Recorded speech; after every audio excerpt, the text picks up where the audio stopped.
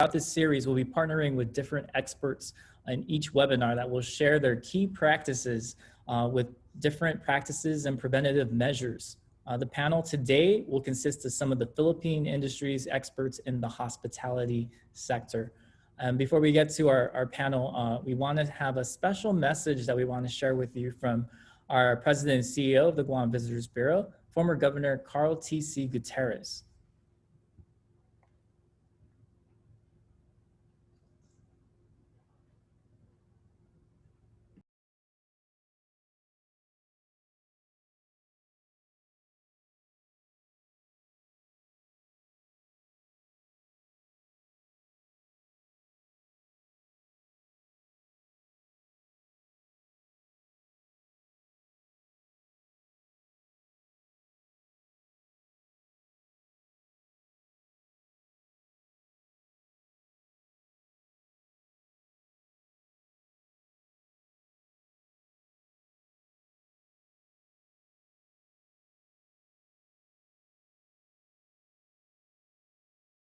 As an island destination. As part of our plans here at GVB, we want to upskill our tourism industry so we can continue to enhance the guest experience, not just for our visitors, but especially for our community.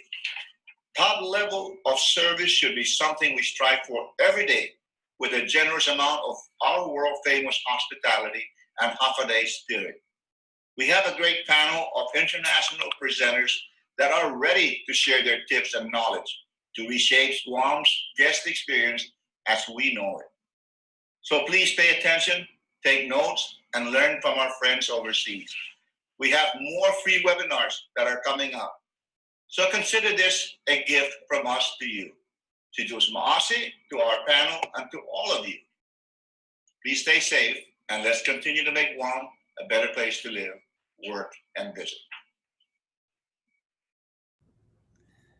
And again, that was our President and CEO of the Guam Visitors Bureau, former Governor Carl T.C. Gutierrez. Just masi to him for saying those welcoming remarks. So just a few housekeeping reminders here. There will be a question and answer session following our presentations from our guest speakers, and we'll open it up. So you have any questions that you want to ask our speakers, feel free to type it in our chat, and we will get to those questions and have them answered by our panelists as soon as we can and as soon as those presentations are done with. So let's get started with our first presentation with Mr. Ray Moraga presenting on how to inspire guest confidence. So here's a little background about Ray. He is currently the front office manager of Raffles Grand Hotel de Angkor located in Siem Reap, Cambodia. He's an expert in the hospitality industry where he trained in acclaimed restaurants and institutions the last several years. He graduated with his degree in BS International Hospitality Management from Enderun Colleges in 2012, where he also earned the Enderun Leadership Award. And he's had quite a few awards since then under his belt. In 2017, he was named by Accor Hotels as the most outstanding artist in Asia Pacific, and that's a distinction which recognizes the most outstanding employees across the group's 825 properties in the region. And then last year, he was also named as one of Asia's Young Professionals of the Year in the Asian Federation of Exhibition and Convention Association's Asian Awards. And he is also one of the finalists this year for the Stellier Awards, Front Office Hotelier of the Year category, which is a leading awards platform that gives recognition to the most talented and dedicated professionals in the hospitality industry in Asia. Wow, such accomplishments from our first guest speaker, Mr. Ray. Let's give it up for him and let's give him a warm Hafa-day welcome. Ray, Hafa-day, how are you? Excellent, how are you? Awesome, it's great to meet you. Well, thank you for having me. I'm so honored and delighted to be speaking to your guests in Guam. Yes, we're really excited to hear what you have to say about how to inspire guest confidence. You know, we all need a little confidence, especially with the guest experience and you know, investing in the tourism industry. So we're really excited to hear what you have for your presentation. So take it away. All right. So again, thanks for inviting me. I haven't been to Guam, but I hear a lot of good stories from my friends, especially shopping. And then looking forward when the borders and the flights resume, and then hopefully visit your wonderful destination. So this afternoon, I'm just gonna run through to you how we responded to this unprecedented situation in our industry. But before that, I wanted to invite everyone. Do you want to travel? I'm sure everyone's impatient and everyone's been struggling, and they wanted to travel. So I just wanted to indulge and to introduce to you our property here in Siem Reap, the gateway to the majestic Angkor Wat. So here's the video.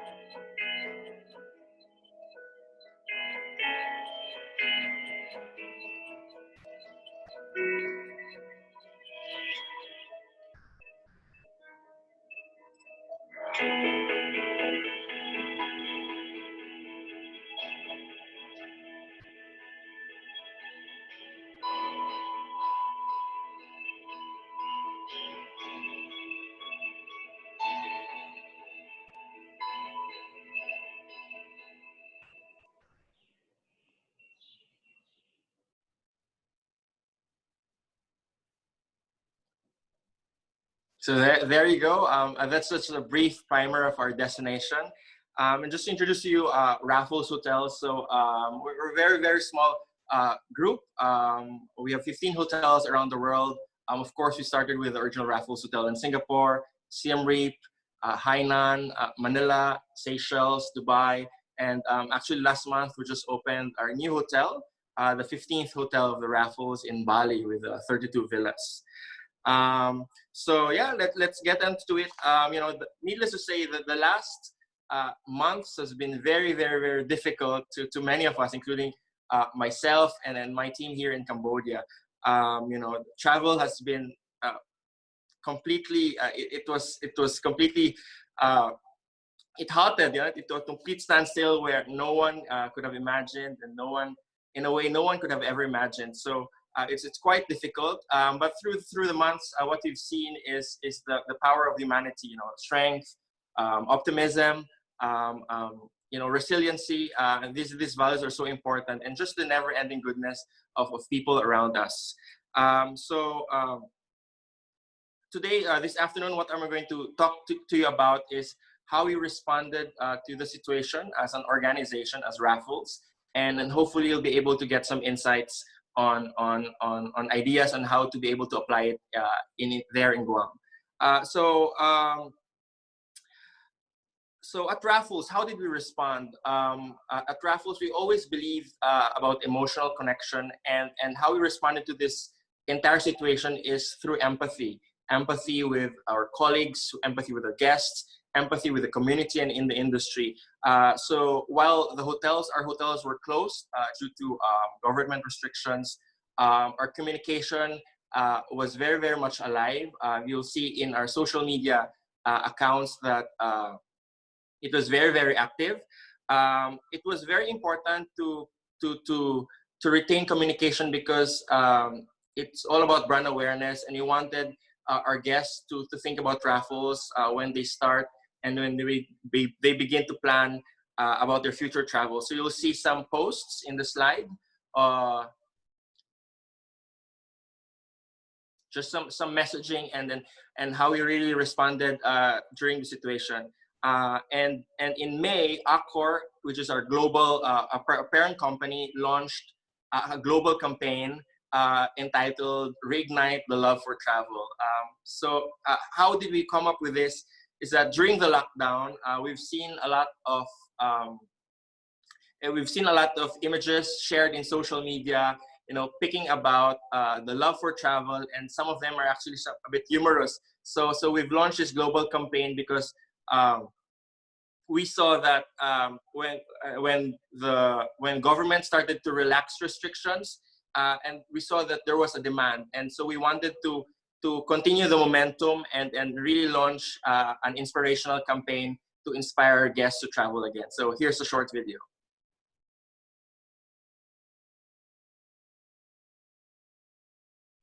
To new horizons. We do anything for a little escape. Far, far away. Yum. Just a little whiff of summer, a sprinkle of fresh snow. Who's ready for skiing? A little dip? So refreshing, isn't it? Let's celebrate your limitless creativity, your dreams in a drawer, your positivity, your imagination, your endless passions. As you hit the road again, our hotels are doing more than necessary, so you won't have to travel like this. Or like this. Travelers, our hotels will welcome you back in full safety. All. Ensure you are all safe.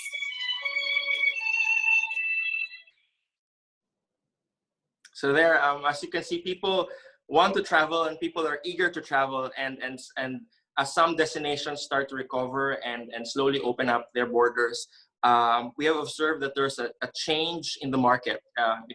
We feel that it's going to be more regional. We feel that there's going to be more leisure, less business travel. We feel that there'll be less frequency but longer stays, and you might expect the same travelers that will visit in Guam in the coming days. And as the industry slowly emerge, we're expecting a new type of travelers, and these travelers are more discerning, more sophisticated, more demanding, and you know, at Raffles, we found that this new type of travelers are driven by 6 key trends, and I will talk to you about these trends that we have observed. Next slide, please.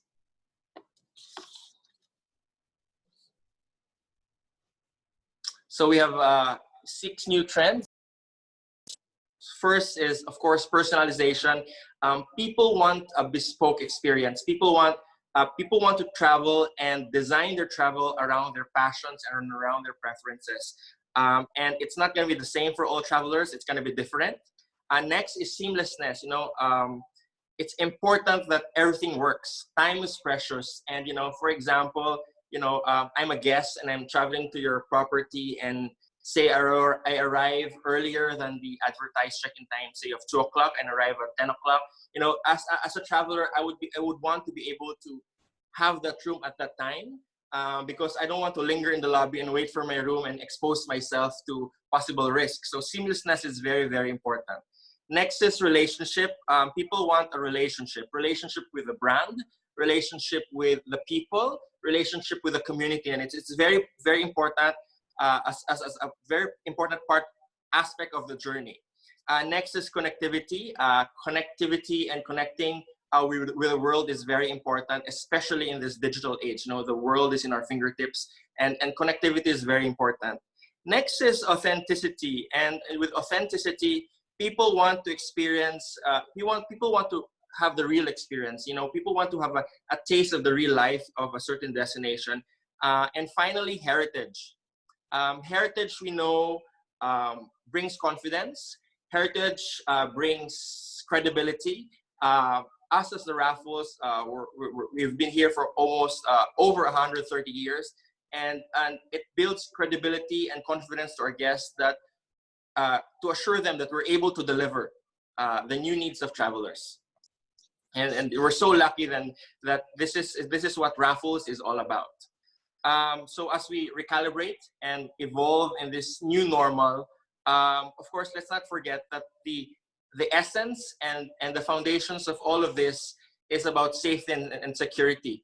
So we have to convince our guests that the destination or the property or the hotel is ready to welcome guests. Okay. So with that, Accor, we launched in our company, we launched a global campaign. It's called All Safe, an All Safe Cleanliness and Prevention label, and we've worked with two third-party organizations. The first is AXA. AXA, as we know, is a world-leading insurance provider for health. And the other one is Bureau Veritas, which is we work with them so that our new protocols, our new procedures in place are vetted with the top certification. These are tested and these are inspected by experts. So let's watch this video to see what are the new protocols and what are the new steps that we're doing in our hotel.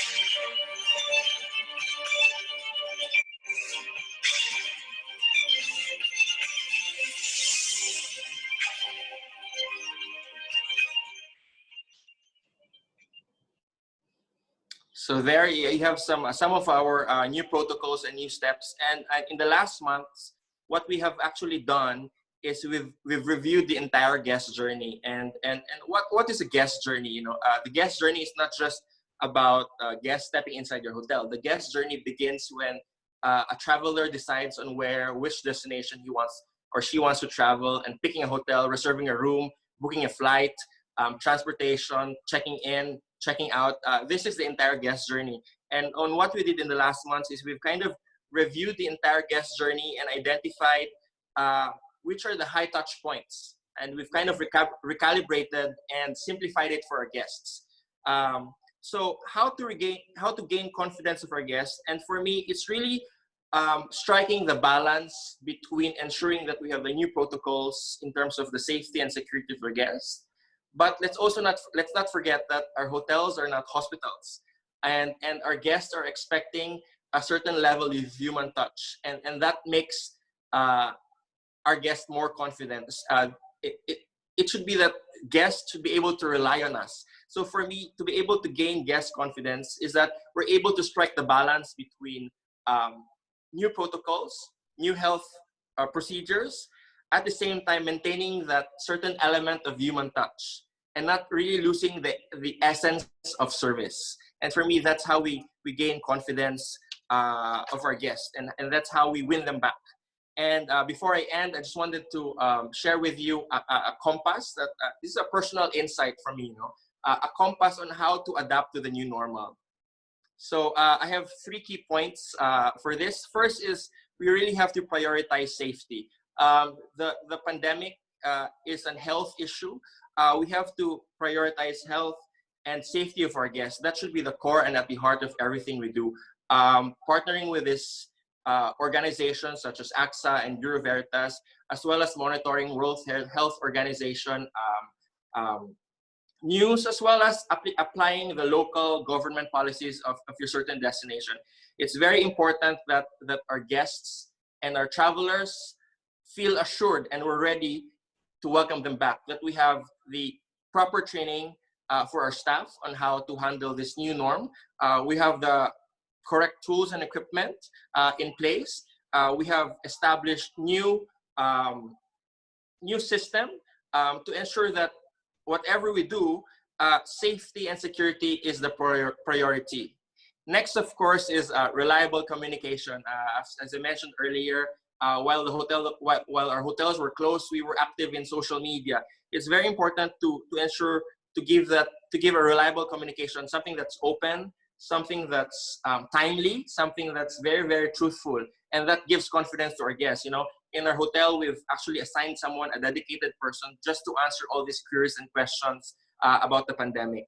And finally, for me, is build trust.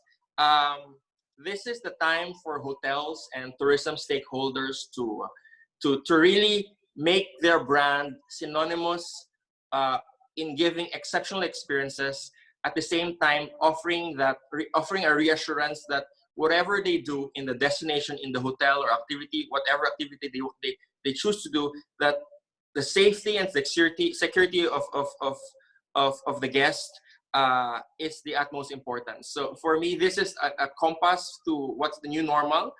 Prioritize safety, reliable communication, and build trust. And that's how we gain confidence of our guests. And to end, I just wanted to leave this very, very simple statement, which we have, which we have really understood during this difficult times, that we are stronger together, because it's not just the hotel industry that was impacted by this pandemic. It's the entire travel industry, airlines, hotels, restaurants, bars, tour operators, but it's also the entire industry, the entire ecosystem that needs to work together and really build confidence and ensure that your destination, such as Guam, will be ready as soon as you welcome your travelers again. So that concludes my presentation. Thank you very much. I hope you learned some insights on how to gain confidence of guests and travelers as we adapt to the new normal. Yes, thank you so much, Ray. That was very insightful, and we definitely learned a lot from you. And I just looking over your presentation, and yeah, we definitely do need to work together. And I think that one of the things that we've been wanting to see, I think it's a growing trend in the industry, I don't know if you've seen it, is that there's this desire from travelers to enjoy the local experiences. Exactly. So, yeah, they want to experience how we live, the authentic way of living here, and not just Guam, but in any location that they visit. So I'm just wondering, how should businesses in the hospitality industry respond to this growing demand, given the circumstances that we're in? I see. So again, your question is very apt to what I discussed earlier about the 6 trends of the new traveler, and authenticity is mentioned there. And for me, how we are able to adapt is, I think it's about sensitivity and individuality.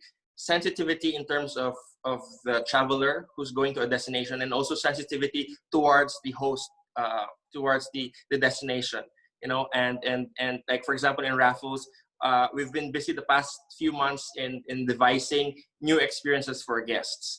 So such as, you go to the temples, instead of going in a car and with a group of people, we've partnered with an organization that does a nice scooter, a Vespa tour of the temple. So you go inside the forest, and it's a very individual experience. And for me, that's how the new experience would look like.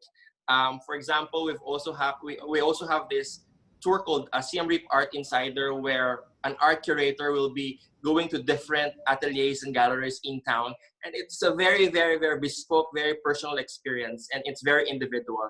And I think that's the way we should go, and that's how we lead the way. I love that.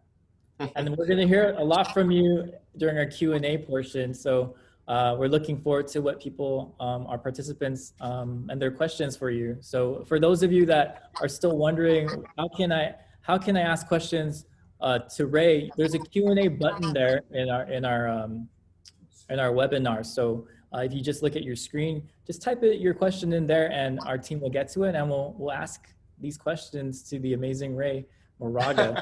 Hope we'll be able to answer. You have all the answers for us. So we appreciate you taking the time and that presentation of yours. Thank you. So happy to be able to share that to everyone. Again, we're stronger together, and if we could help each other, and that's the way to go. It's the right attitude.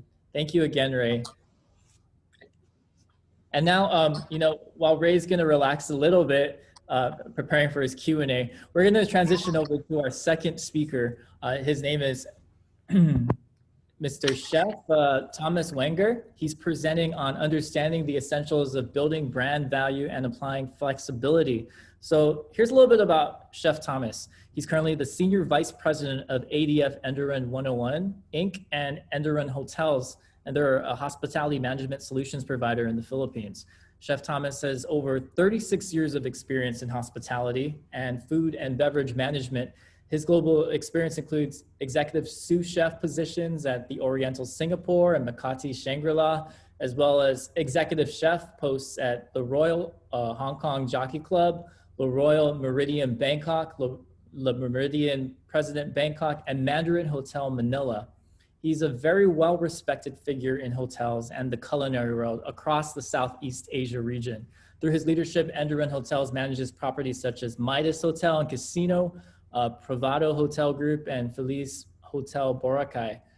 Chef Thomas also runs the food and beverage operations of Enderan Colleges, which includes Restaurant 101, the college's application restaurant, and other multiple event spaces. So just want to give a warm Hafa welcome to Chef Thomas. Thank you so much for joining us, and we really look forward to hearing from you and your presentation as well. There he is. Josh, and nice to be here. Ray basically said it all already.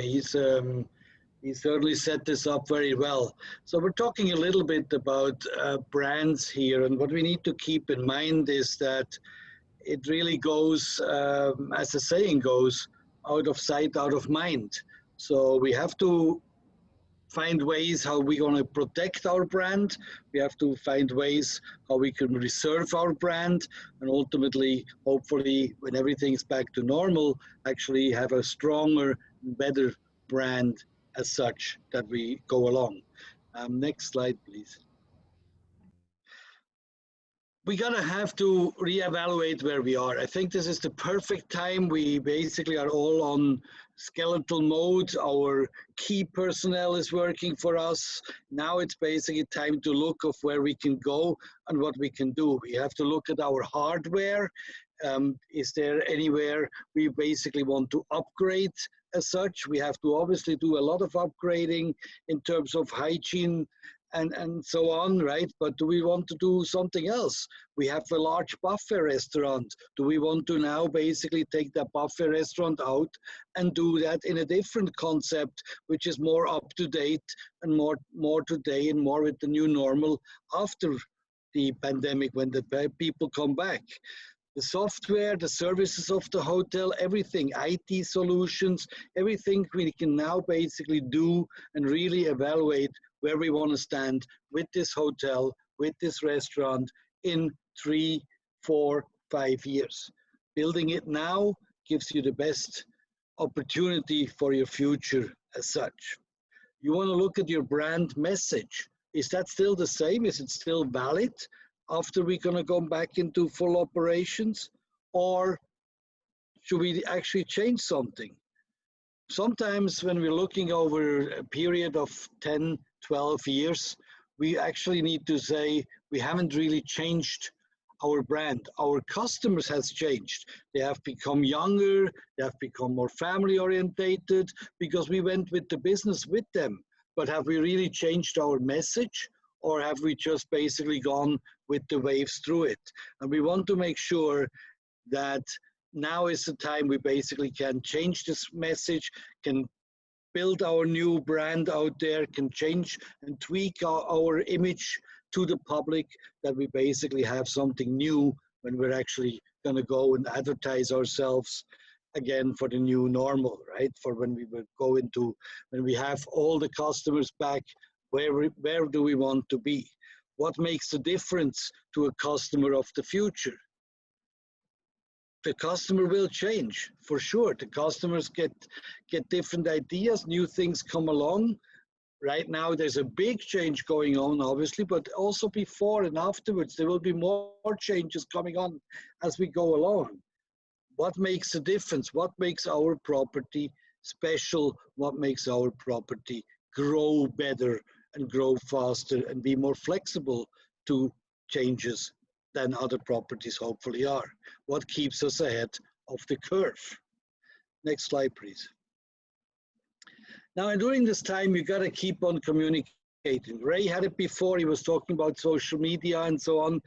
This is really, really, really important. If we're not going to keep on communicating, we have no way of keeping in touch with our client, past clients, future clients, the clients that might be or might come to you again for that matter.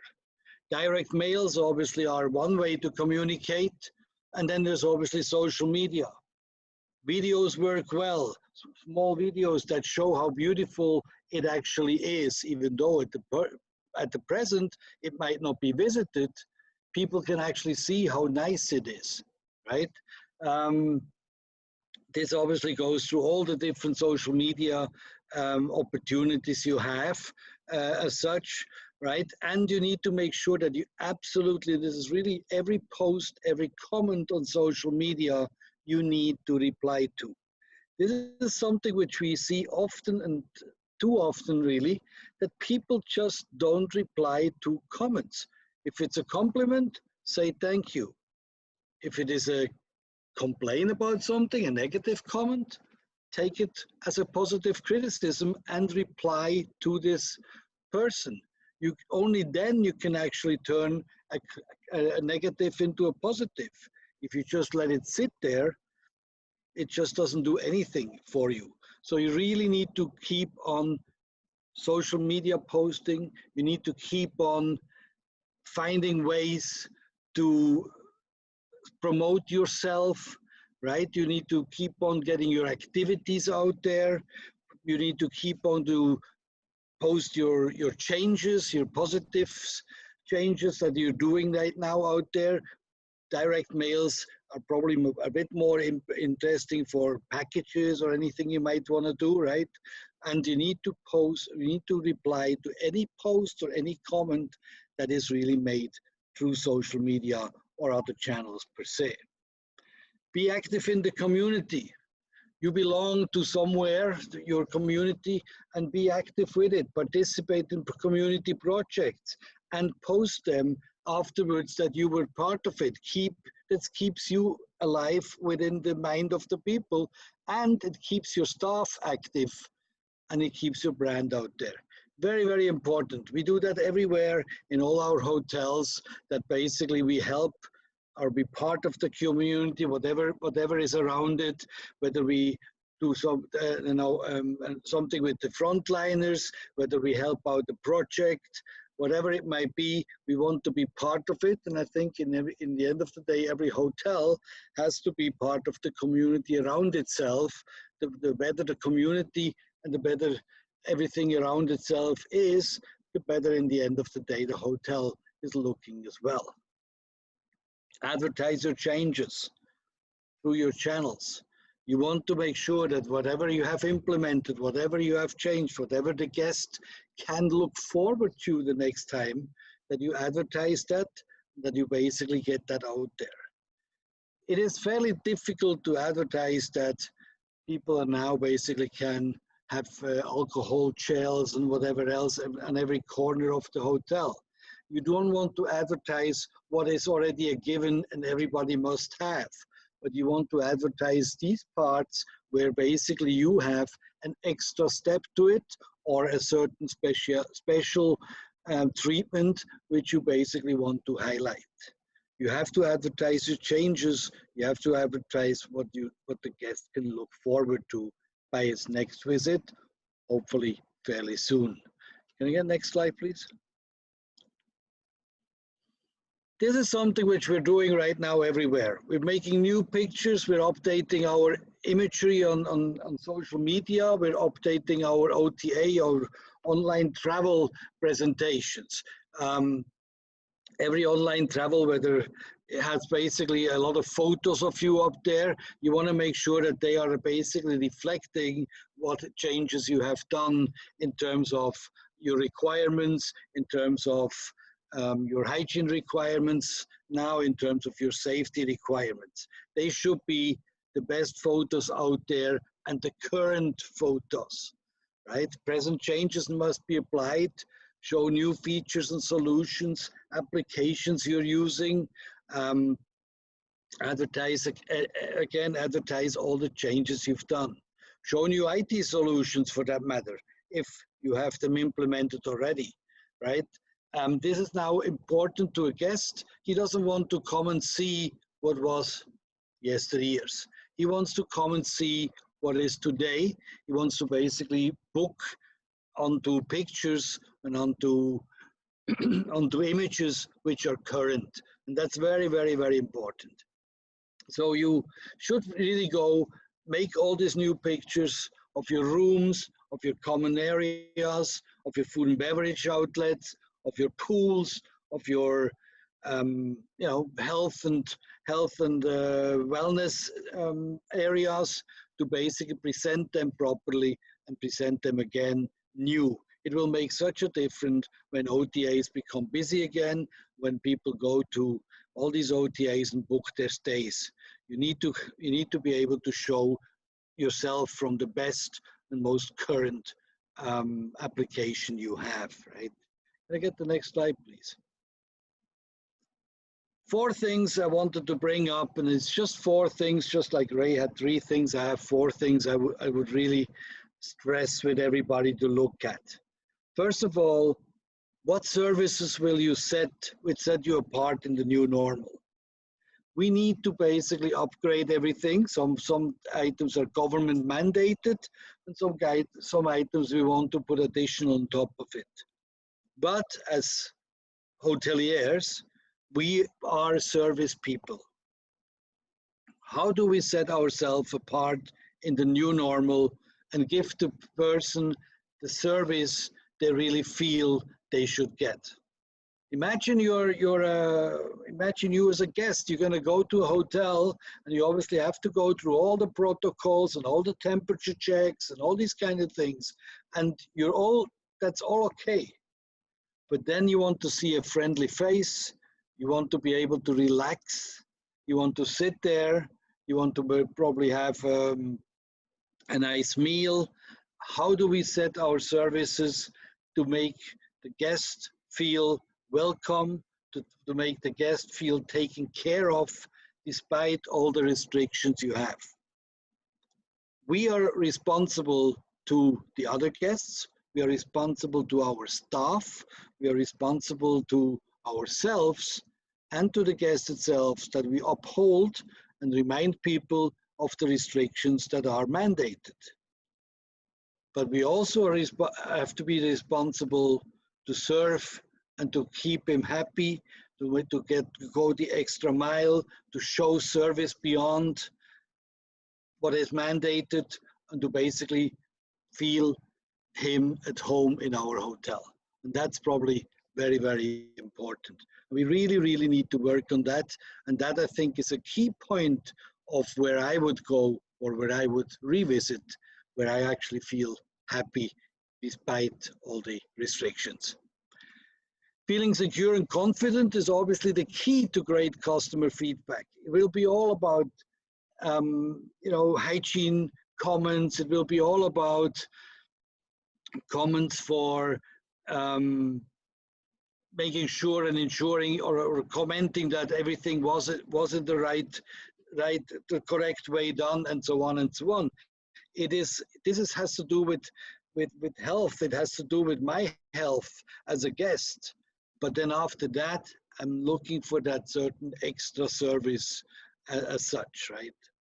Lastly, review processes, automate, and upgrade IT.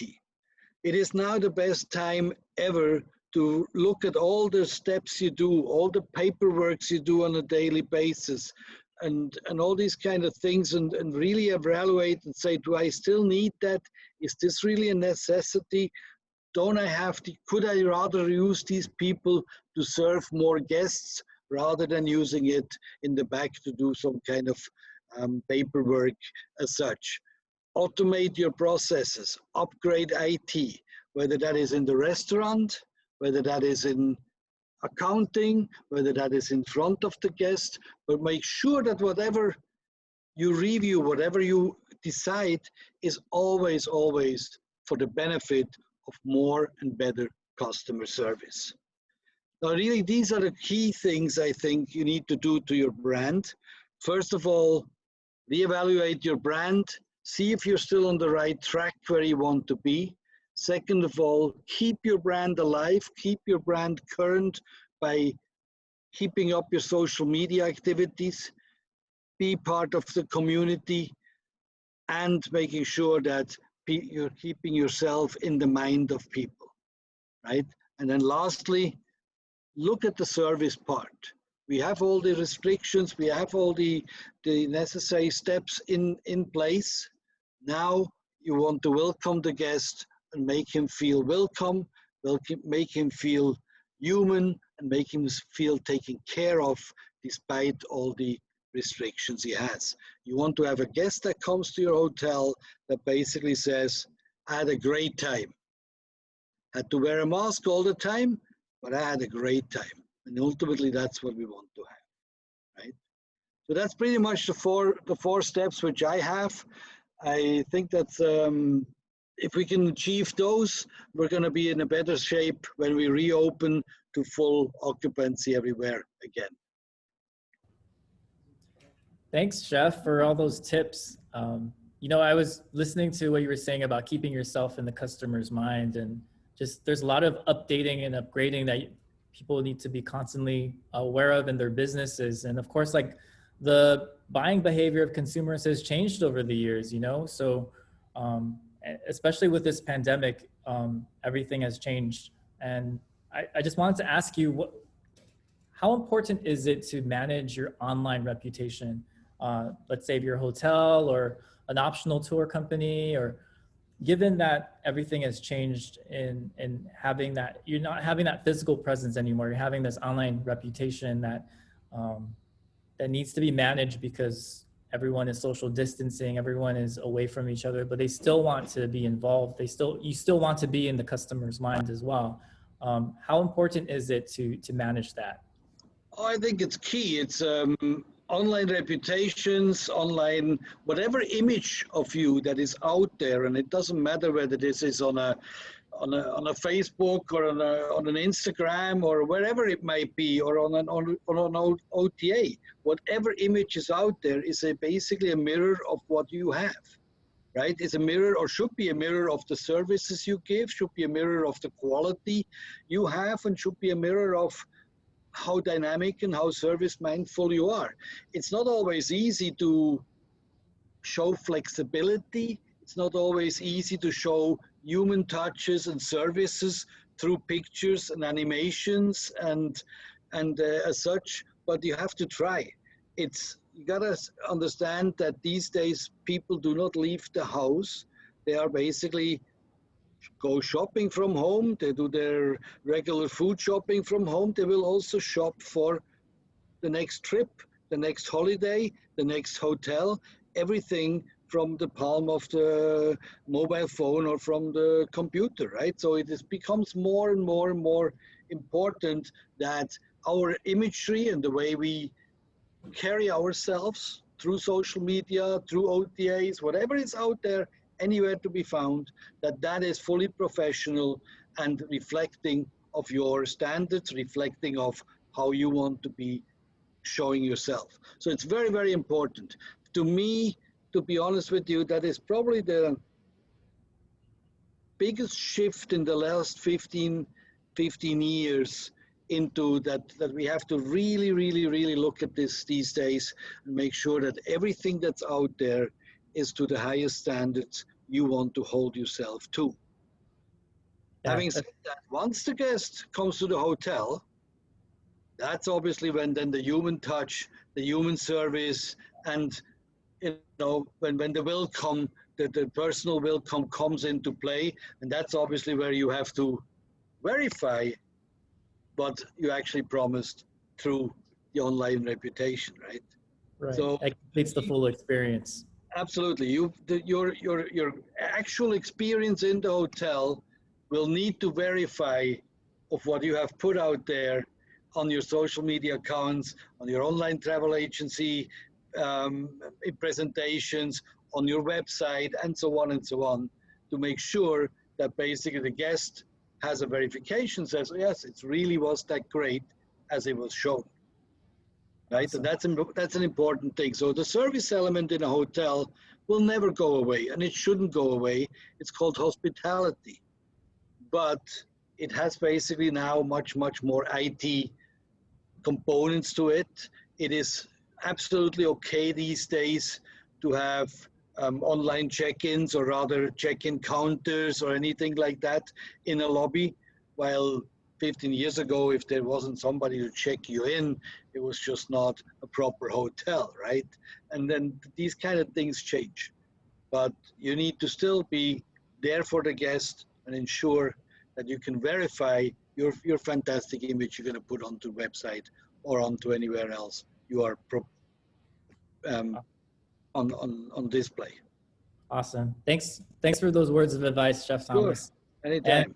yeah, and if you guys have a question for Chef Thomas, go ahead and type your question in that Q&A button right there. It's right there on your screen. So if you have any questions for him, we'll get to talk to him a little bit later, but we want to make room for our final speaker in our webinar series.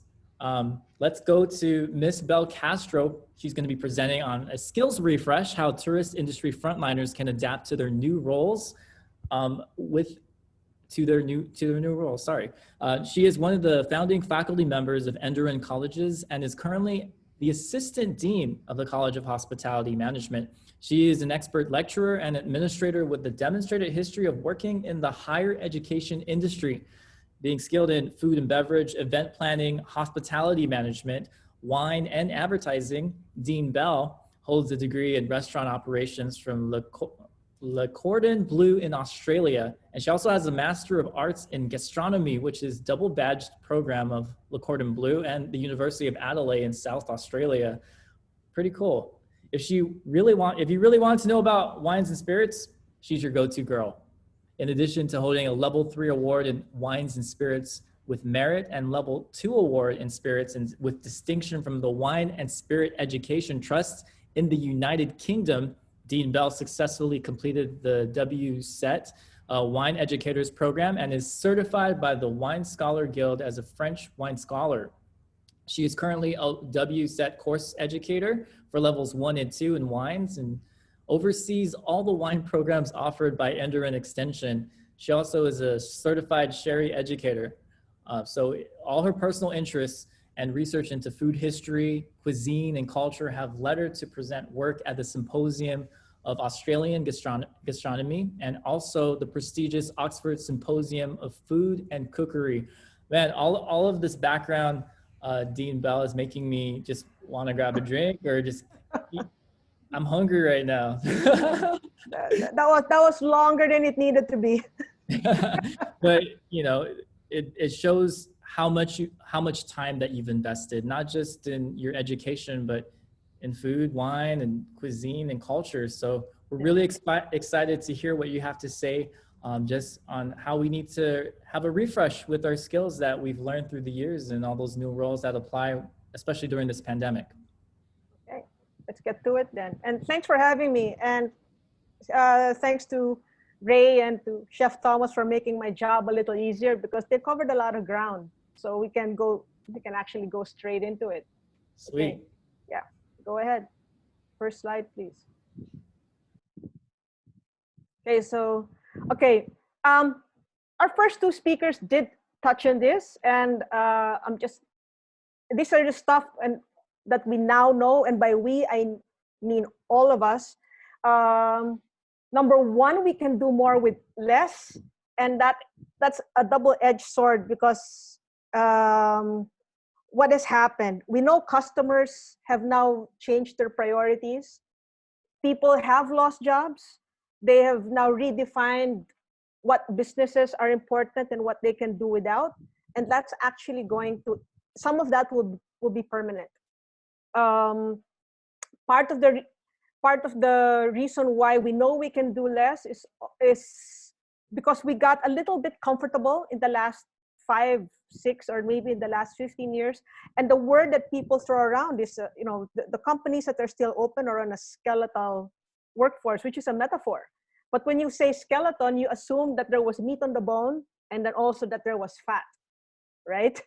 So when a lot of these companies and businesses pared down, for some companies that are still essential and operating, they had to furlough people, if not let people go. But there are some companies and businesses that to shut down entirely. That is a real brutal way of telling you where you stand in society. where your importance, and that should also tell you how quickly you may or may not come back. But more on that later. So number two, there's been a rush to digital. What do I mean? The digital options have already been there. The rush now is that we have markets that were slow adopters that are now adopting. So where do we see digital? Okay, in economy, basically we look at three things: the movement of capital, the movement of people, and the movement of products. And traditionally, a lot of this was done physically, but now there's been a rush to, like, I know for myself, I now have a digital bank that I never had before. I now pay digitally. We do know that there were contactless options for checking into a hotel before. It just wasn't popular. I think the first time I was able to check into a hotel just using my phone, that option was made available to me 10 years ago. But it just wasn't popular. Because as what Chef Thomas was mentioning, luxury was defined as high touch. So now that we can't do high touch, and there's things that are preventing us from that, and mostly it's the safety angle, now there's other adoptions. People who are not buying online are buying online now. I will be citing some research later on, but then travel agencies who are used to engaging their customers by phone or engaging through tour operators, the research is now saying that people now want to do it themselves. Rise, as Ray was saying, that there's going to be a new traveler. That new traveler is now wanting to do a self-guided tour, wanting to design his own experience, basically to stay away from the crowd. And where is he doing that? He's doing his own research. So what Chef Thomas said also, out of sight, out of mind. If you want to be in their short list of options, you need to be visible to them. Digitalization, going back to number one, we can do more with less. We are going to start seeing, if in fact it's happening already, is that some jobs, especially the more routine and repetitive jobs, will be replaced by some kind of digital option. Now, I have heard fears that this is going to lead to a society where we're going to be served by robots. I don't think so. I think we will still value that human touch, except that a lot of the back office or a lot of the things that don't need a human, Chef Thomas was saying also, let's bring this human from the back to the front, and the stuff that's in the back, if it can be replaced by technology or replaced by a process or replaced by something else, then maybe we do that, which leads to number three. So what's happening is that there will be a value now more to what people know, what can they contribute. And so if you're a manager or if you're an employer, if you kept people on your roster, you kept them for two reasons. One is either they already know stuff and they're invested with wisdom or they're invested with skills, or the other reason why you probably kept them is because you've tagged them as having high aptitude and maybe agile, receptive to learning. So you've opted to keep this person tight on your team. If there are any HR practitioners out there, I think they will agree with me that there is a cost to acquiring talent. So even if you say there's a cost to keeping talent, there's also, even in a situation like this, on balance, maybe that person is worth keeping because the cost of acquisition later on will be much higher. So that's the background of where we are now when looking at it from my standpoint as an educator. So we can go to the next slide, please. Okay. This ties into what the first two speakers said, which is great.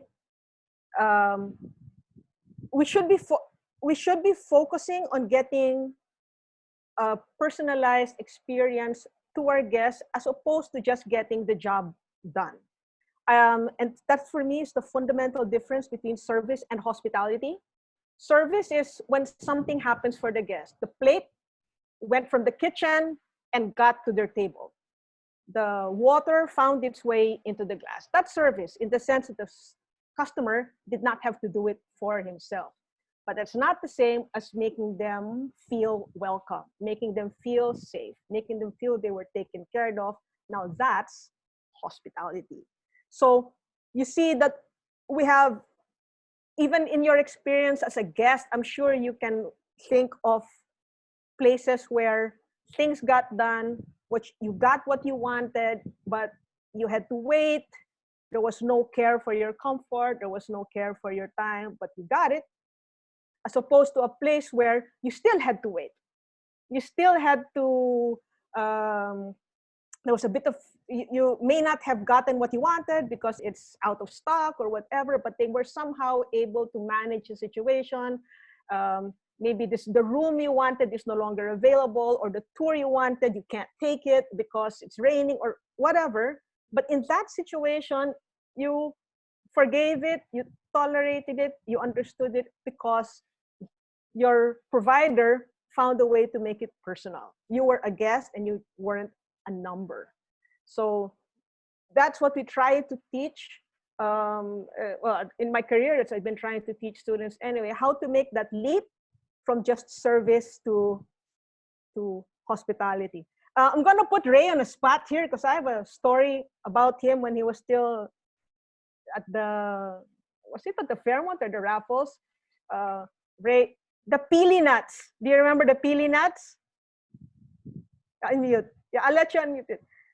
This young man is tenacious. This young man is tenacious. I think he had a guest. See, he's laughing. He remembers. I think he had a guest who wanted pili nuts, raw pili nuts from the Philippines, and you can only get it from the Philippines.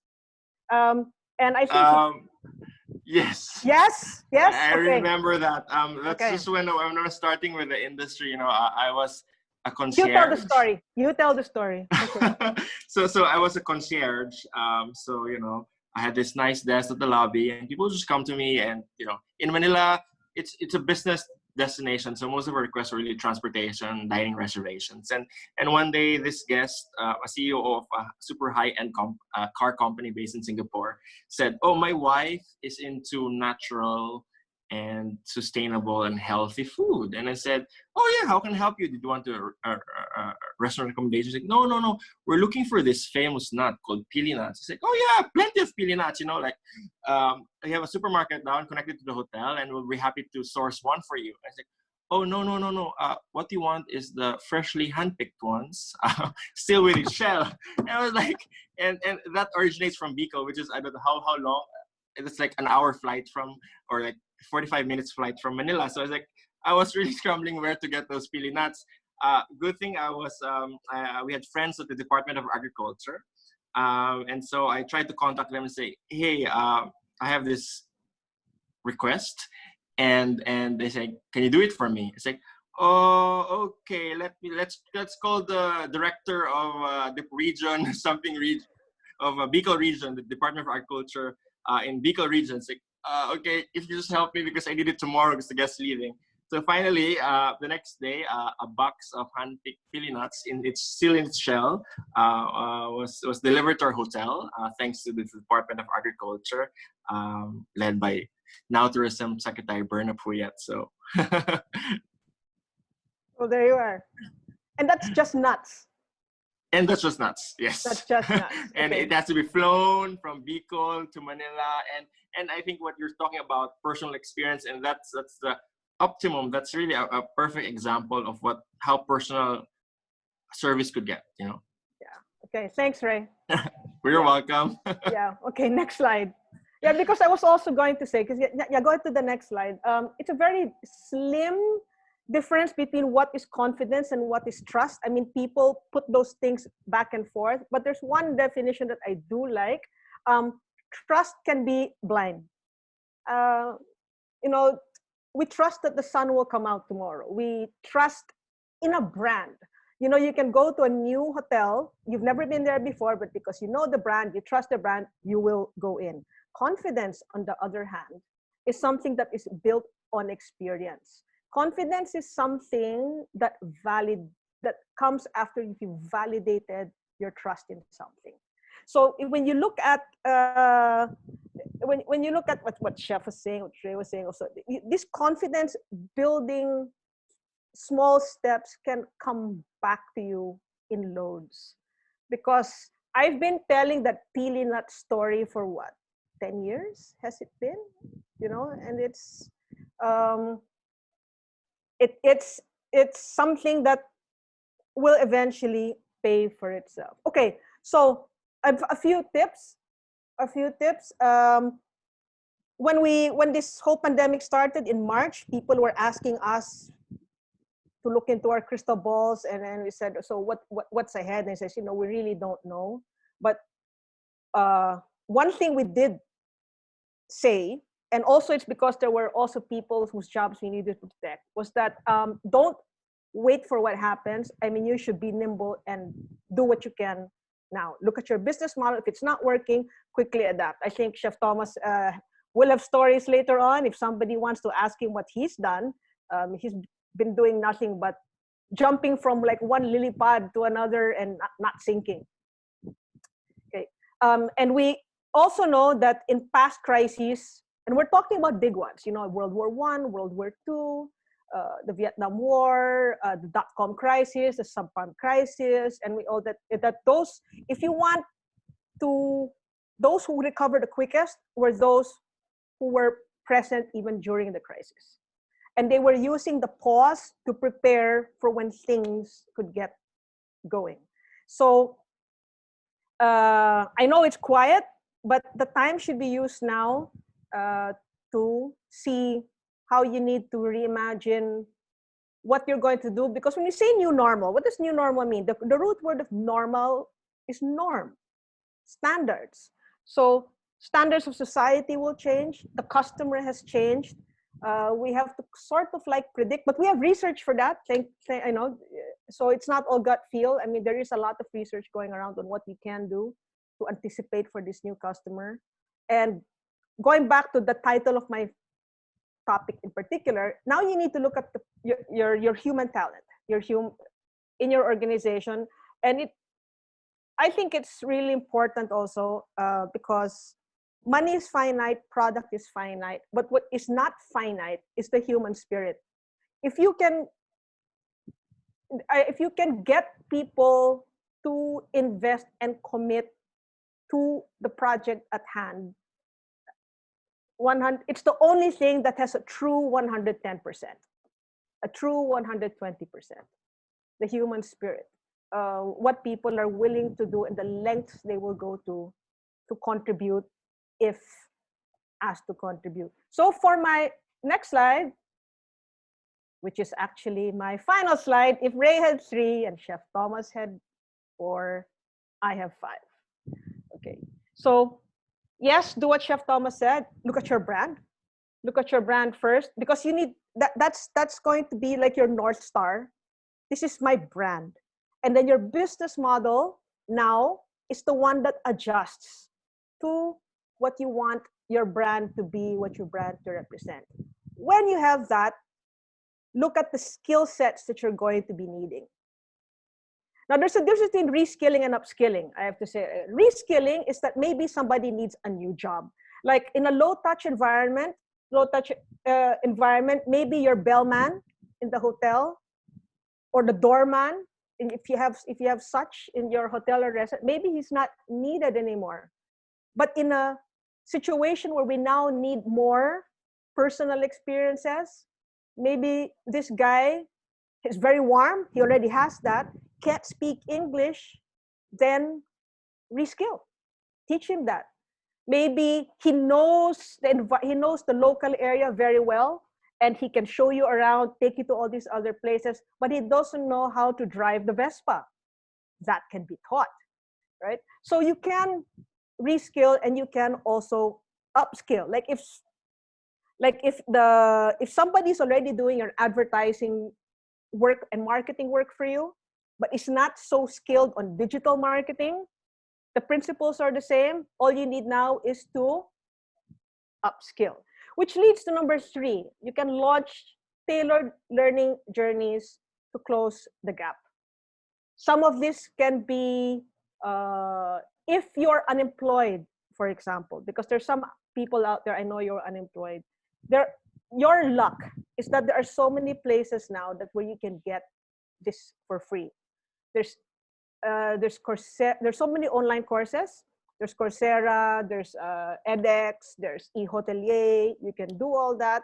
And while I'm a fan also of online learning, while I also like the types of learning where you can engage with real people. It's still about the human experience, because then you can get some kind of mentorship going on also. Now, the fourth is start now, and I really mean start today. Test rapidly and iterate, because I think this came from a Mission Impossible movie, and I think it was even Tom Cruise who said it. Failure is practice for success. And there was another person who said, if you're going to try anything new, fail now, fail fast. Fail now, fail fast, so you can iterate. Because this is all new for us. It's new for us. And for every successful story you see about out there, and for every successful person, if you really talk to them, he'll say, this is not my first trip around the block. I tried this, didn't work. I tried this, I didn't work. I tried this works. And then five, last is, I know it's hard, but protect learning budgets or regret it later. Because it might, if you already had in your organization a training plan for certain people, cutting it now, you might regret it later. You may want to maybe examine, going back to number one, number two, number three, examine where this budget should go. What do you need these people for? Because you never know, it might be someone like a Ray who was tenacious and invested in that peely nuts, but I'm almost sure that that person became a Fairmont fan for life. And so those are my 5 things. And I'm ready for questions now, I think. That's awesome. Thank you so much, Dean Bell, for just that presentation and that conversation and sharing that story of the peely nuts with Ray. I think that was hilarious. That was simply nuts. Simply nuts, yeah. But you touched upon touchless technology, and Yes. You kind of answered it in your presentation already, but just for those that may have just tuned in, what does this mean for the frontliners? Because now that AI and technology is going to continue to evolve, and you were talking about reskilling and upskilling and how certain employees may need to be reskilled because there's technology that kind of replaces their duties. What does that mean for them? Are they at risk of losing their jobs? And what can they do to kind of protect themselves? The hard answer is, I think that, I've seen the research also, they think that there are maybe 20 to 30% of these types of jobs that will never come back. Wow. It will never come back, yes. But in any revolution, in any industrial revolution, and you can call this the 4th industrial revolution, the digital revolution, when old jobs go, new jobs are created. I think, like, remember the time, I mean, I'm older than you think. I remember when my office, when I was in advertising, there was no fax machine. There was no fax machine. There was no computer. We still typed everything. And how did you communicate? I had to physically get into a jeepney and go to my client and show it to them and say, do you like this? You don't like this. Wow. For 2 sentences. And then I'd go back to the office or whatever. And there was no Photoshop. There was no that thing. When we said cut and paste, it was literally cut and paste. Now, when we went digital, because when we started doing computers and everything, so we had all these drafters, we had all these people in the print world who lost their jobs. But they didn't lose their jobs because they were all quickly thrown into computer programs. I see. So there's still draftsmen, but they're doing it on computers. If somebody, for example, is very, like, front office, we know that if there used to be 3 or 4 people receiving you don't need 3 or 4 people if it's digital. Maybe you need 1 person. I've checked into a hotel where it was all kiosks and there was just 1 person there, and they expect you to check yourself in. He's just there to help you in case you can't manage it. But again, going back to what Chef Thomas was saying, you need to communicate. Your front office people, are the ones who know your customers the best. Right. Right? So they're the Absolutely. ones who can do all this online engagement. In fact, in other hotels, that's what they're doing now. They're just farmed out and doing all these things. And touching on that also, when we talk about upskilling or reskilling, it's not like we haven't been using social media. People have been using social media, but I don't think they've been doing it the right way. I'm sure you've seen a lot of ads. It's so discount driven. It's so value driven, and it's all about driving the price down. Now, in the new normal, I'm sure hotels and restaurants will want to protect the revenue, and it's not about bringing the price down. Also, again, because research shows, because of customers are not, they are actually willing to pay a little more, or they don't expect prices to be less because they understand that safety has a price. Right. And they also understand that space is the new luxury. You know, so they understand that. So instead of giving them a discount, they don't want a discount now. What do they want now? They want to know that they will have a trip that's going to be safe, that it's going to be personal, that I'm going to get bang for buck. So you can now be selling an experience instead of selling the discount. Does that make sense? Yes, Right? absolutely. Yeah, and because that's where we're going now, I think. Because I don't think I do have the research. It says here, and this is very specific to your markets. It just came out the other day. There was something that came out on specifically the South Korean traveler, the Japanese traveler, and the Chinese traveler. And that the move is going to be towards self-guided tours. They don't want to do tour groups anymore. They don't want to do package tours anymore. They want to do something that they can do last minute, and they want to be able to cancel without penalty. They want all this flexibility now. So how has the travel industry responded? There's 3 or 4 case studies that are very interesting. One is, this one is Chinese, but they now have a travel aggregator. So you can just click on that and see, just click on it and it will tell you what the quarantine rules are, you know, what the cases are, and you know that. So you don't have to search all through Google. So it's all aggregated, it's all there. And if people want to do self-guided tours, for example, then give things to enable that. So if you were a car rental company, this is fantastic. Because now people will be doing more of that. But don't just give them a car. Give them something where they can stream from, or give them an itinerary, or give them, you know, somewhere where they can go, or like a concierge. Don't just be a car rental company. I mean, also reserve a restaurant for them. That's no cost to you, right? Yeah, No cost to you. So you can create an experience. So, and that's the way to differentiate now. That you're all about creating an experience. Build trust, build confidence, create an experience. Absolutely. Thank you so much. We like you said, you're ready for some questions. Yep. I know a lot of people have been submitting their questions. I see our Q&A has been blowing up now with a few of them. So we're gonna bring all 3 of our panelists back up, and we're gonna kick it off with some of the questions that have been submitted. So this question, first off, is to Ray. Ray, the question here is, what's a core service personality that anyone should hold onto with or without the pandemic? So I'll repeat the question again. What's a core service personality that anyone should hold onto with or without a pandemic? Well, I think it boils down to sincerity. If you are sincere, you know, with or without the pandemic, if you're sincere, this will echo on how you deliver your service. And let's not forget, hospitality is not just an industry. You know, I always say this: hospitality is an attitude.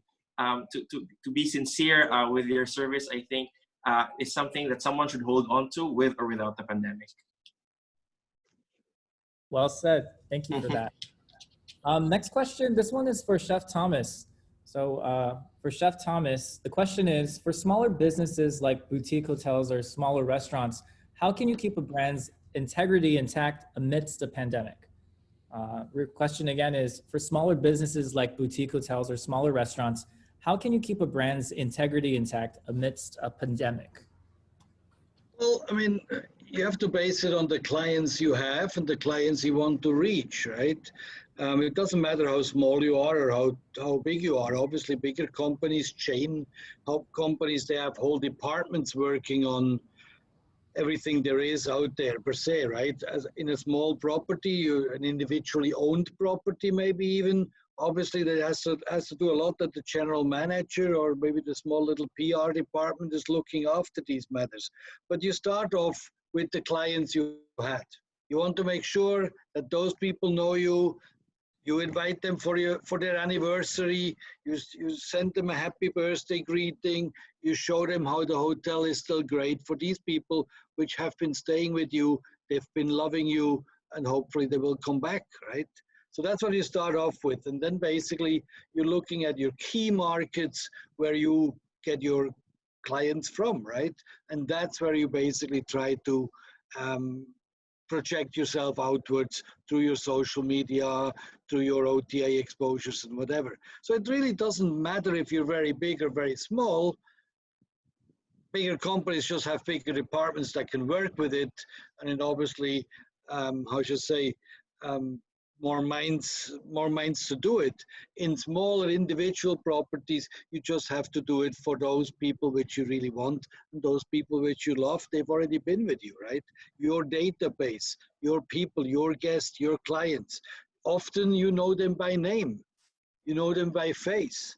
And that's obviously the great benefit you have towards a chain hotel where we most likely, or in most cases, they do not remember you when you come back. Yeah. All right. Thank you, Chef Thomas. Okay, next question is for Dean Bell. What's the most important advice to frontliners that you can give at this time? You have to give yourself value. That's really what it is.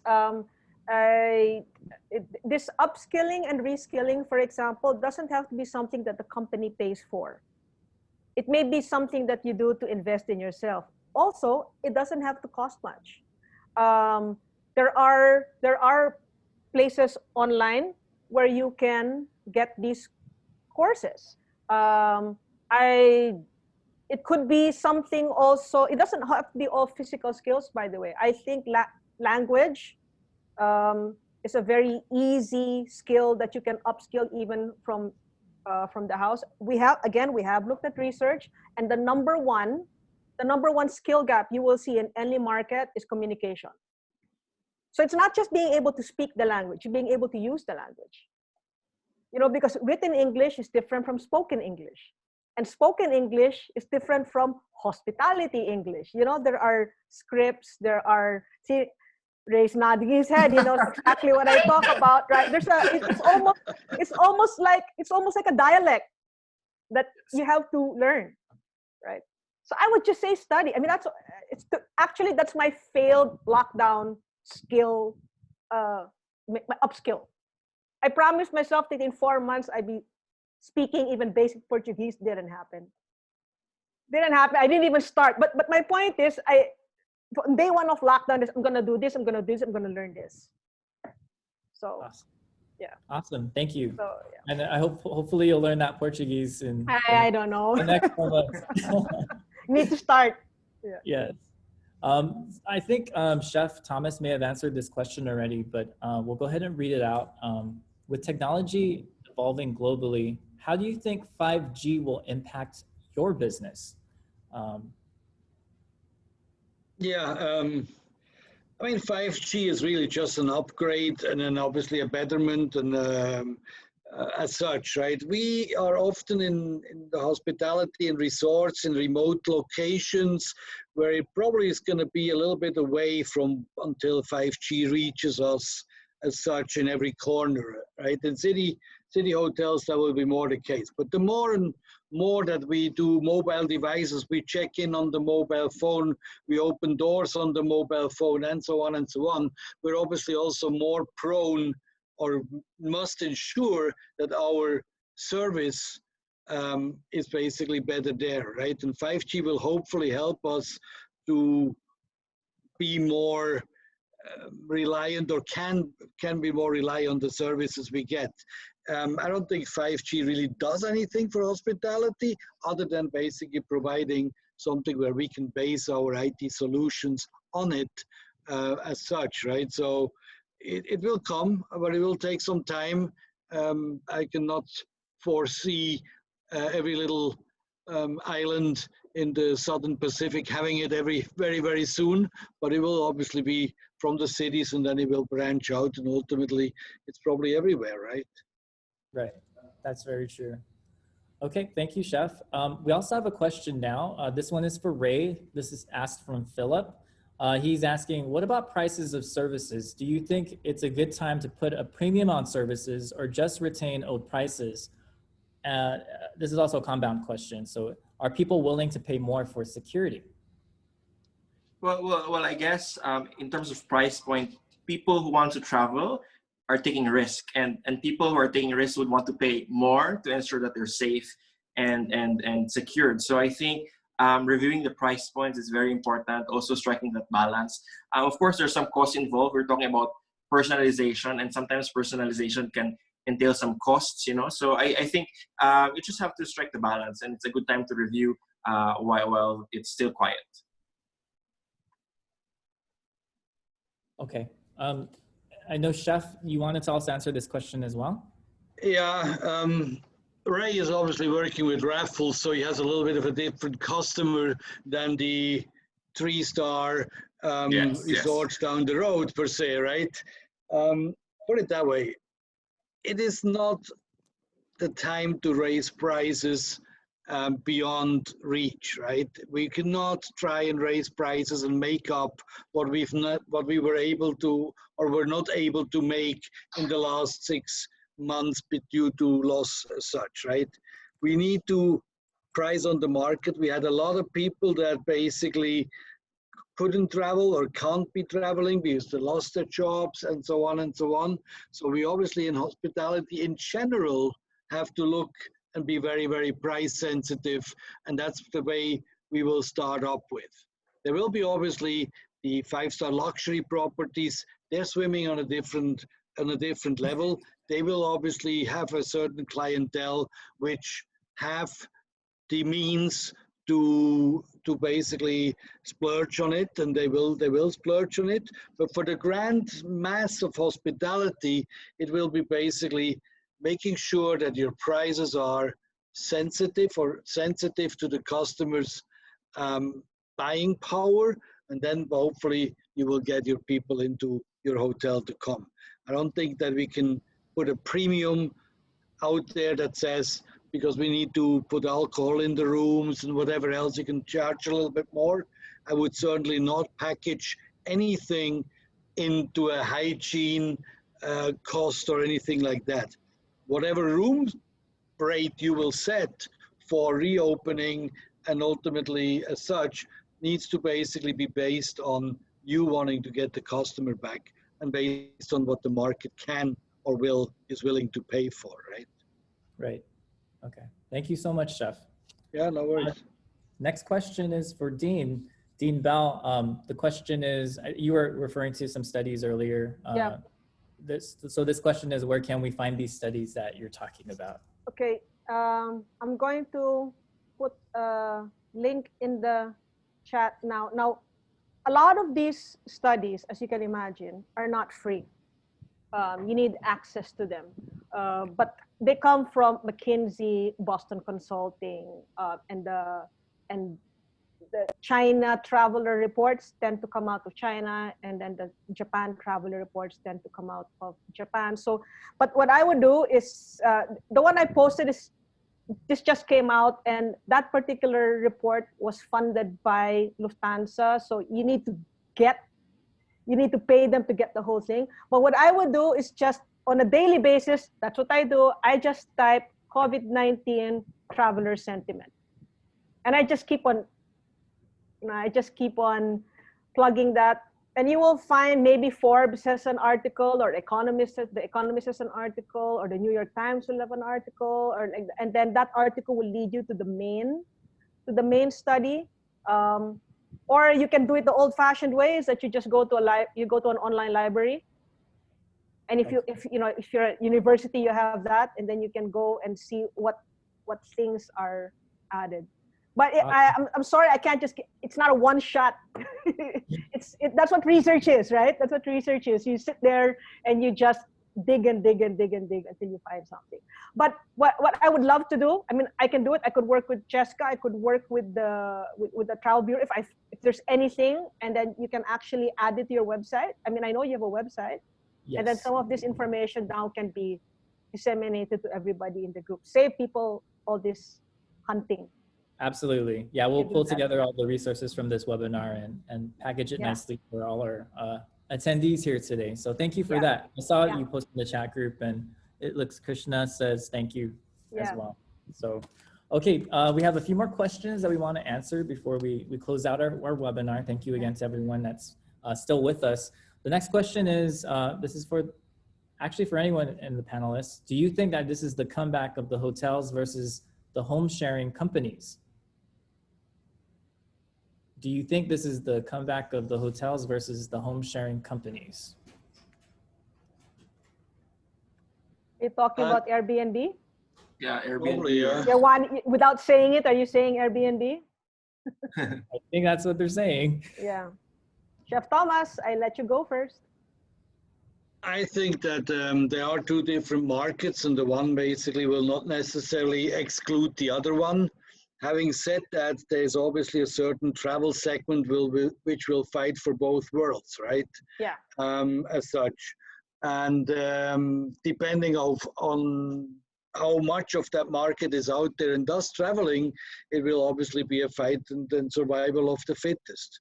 I think in general, once everybody's traveling again and whatever, then there is a market for both. I don't think that the home sharing market as such will be as strong, because the whole cleanliness issue might not be exactly the same professionally applied as you do that in hotels. I haven't seen anything out there yet how in Airbnbs they want to actually as a group or as a company somehow address this, making sure that customers actually know that when they go anywhere in the world into one of these places that it's completely clean and safe, while all the hotels have basically done this already. So we will see. It's really not, at the moment, there's no answer to that yet. I think there's going to be a competing for a certain market that does both, and we will just see what happens. Okay, thank you so much for that. We have we're going to get to as many questions as we can, but for those that have proposed their questions in the chat, if we don't answer it live right now, we'll go ahead and answer it for you offline and get those answers to you. So we have a couple more questions I think that we want to do live. This question right now is for Dean Bell. Yeah. What is the best customer experience you received anywhere in the world, and why? Okay, of course there's a price product ratio that we're talking about here, right? But there was an experience that I had, and it was I'm not joking, it was in the middle of the desert in Africa. But the reason why, and it was top notch. I mean, I couldn't fault it, and so I was being a trainer myself. I was so irritated. I actually sought out their training manager because I wanted to know, and it was so consistent. So I said, who's responsible for this? I went to the training manager and I asked her, how did you do this? Where do these people come from? So these people come from a village. They have no education. I mean, they did no formal education. Many of them were first-time workers in their entire family. None of them had ever worked before. And so what I was looking at was a product of the properties training program. And I said, can I see your materials? So, and then she showed me the materials. And I nearly fell off my chair because it was the exact same training materials that we use. And so I was looking at them and I was saying, all of a sudden, this team became my benchmark. I mean, I have lousy students like Ray, you know.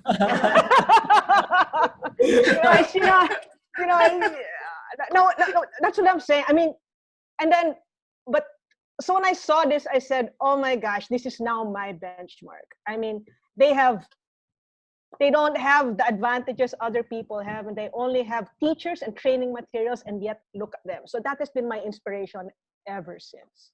Ever since.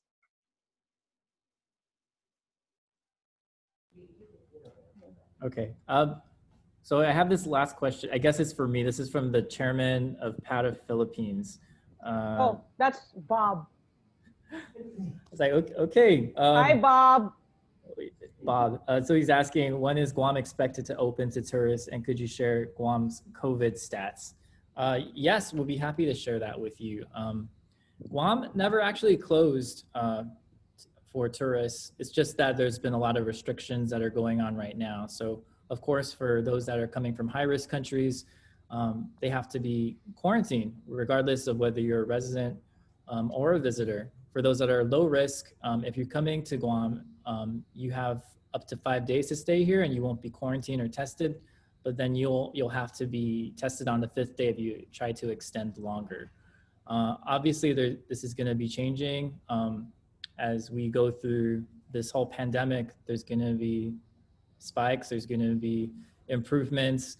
And I don't know, maybe for the panel, you can also share your experiences too, just with this pandemic and trying to stimulate tourism. And obviously it's a force for good because it's connecting all of us. I mean, you have Dean Bell, who was here, like we were talking about this right before the webinar started, how you were here in Guam like 20 some years.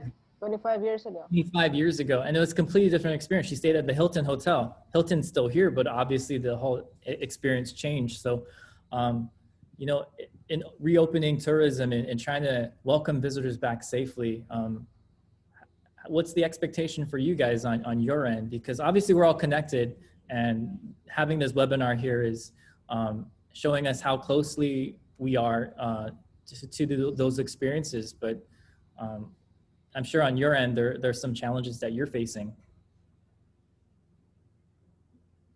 Well, back in April or so, we were looking at a fairly decent advanced bookings for October, November, and December. And everybody was thinking, okay, fine, by September or so, we can probably open, or maybe August we can open. And then by October, we see some business, right?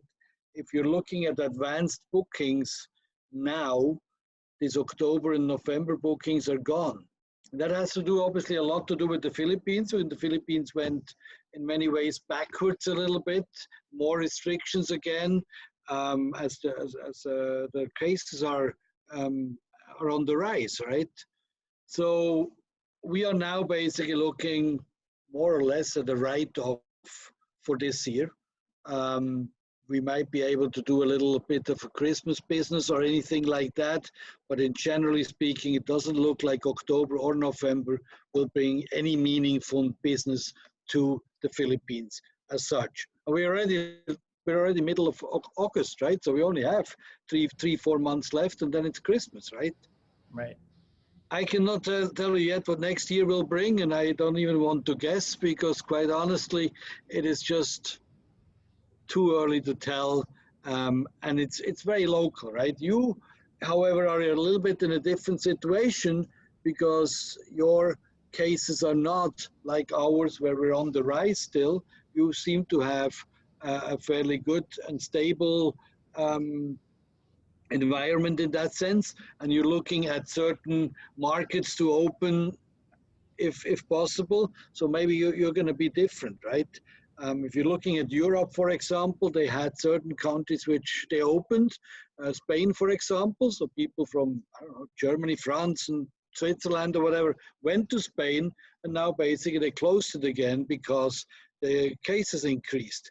So it's really very, very locally restrictions that basically say when the travel will come back per se, right? I think there is if travel would be allowed, there will be a certain amount of people that would travel. I think if you're looking at the sentiment of the people, some say, I'm going to go and eat in the restaurant, and the other ones say, no, this is too risky for me. I rather stay home. And I think that's where we are at the moment. We can, however, never expect that this will come back and basically just be a bang like we had it before, and and everybody's just traveling again. I think there's going to be a very slow recovery, even if we're going to be open by Christmas. It might not have the impact until middle next year or even later.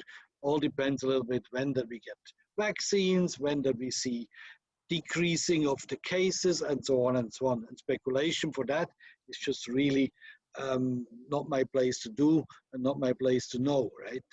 What's interesting though, there was a question that said something about having negative balance sheets during these times, right? Whether that's an automatic given or not. It's obviously that at the moment, if you don't have income, you might have some costs to upkeep the property, even if you're closed. If you're open a little bit, then obviously these costs are there and so on. But you have to basically be very, very flexible with the way you manage your property in terms of staff, in terms of utilities, and ultimately, hopefully you can talk to your bank and find solutions how you're handling your loans, if there is any loans you have for the property. It's survival mode. It's what we do at the moment.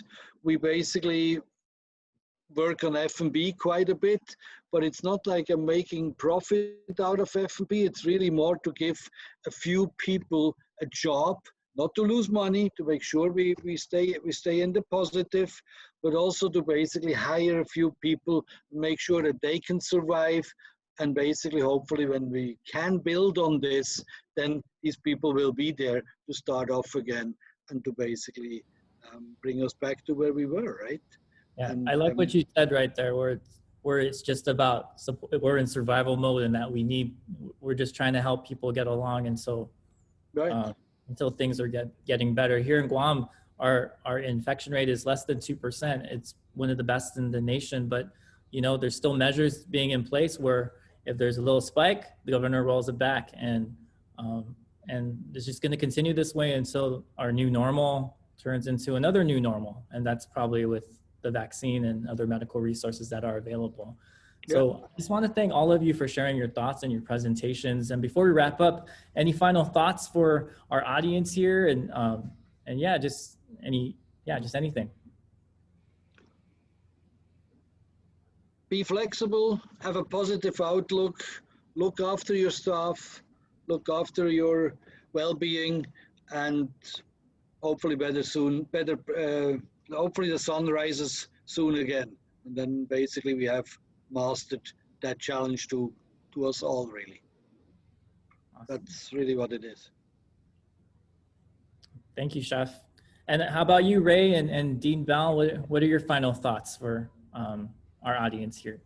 Well, I'm just going to leave everyone with the thought of really we are stronger together. I mean, this pandemic has seen the worst in people, but it has also seen the best in people, and I think we just need to continue the positivity and optimism, and really show our care to everyone. Yeah, awesome. Yeah, and I think at the start of the pandemic, everybody's first reaction was panic. I mean, that's normal, but I think going back to what I said in the very beginning, you're really going to have faith in the human spirit. It's the one thing that's limitless. But it also begins with having faith in yourself. I know there's a temptation to look for the white knight or the savior, but you have to be like that duck on the pond, smooth on the surface, but paddling underwater furiously. So I like that analogy. Yeah. Awesome. And hope this, what, this will end. It will end. We just don't know when. So we just have to help each other get to the other side. Yeah. And we appreciate you helping us all here from your end and just sharing your experiences with our attendees here today. So thank you again to Dean Bell, to Chef Thomas, and to Ray for all the presentations, and to all of our attendees here today. If we haven't answered your question, we'll get to it offline. But we just want to also encourage you that we'll be having a few more webinars after this. So a couple of the webinars will focus on safety as well as technology. We briefly touched upon it with this webinar, but this focused really on reshaping the guest experience. So yeah, thank you again to everyone here. And we're going to go. Thank you for having us. Thank you. Yeah. Thank you for having us. Thank you. You're welcome. Okay. Have a great weekend, everyone. And please stay safe.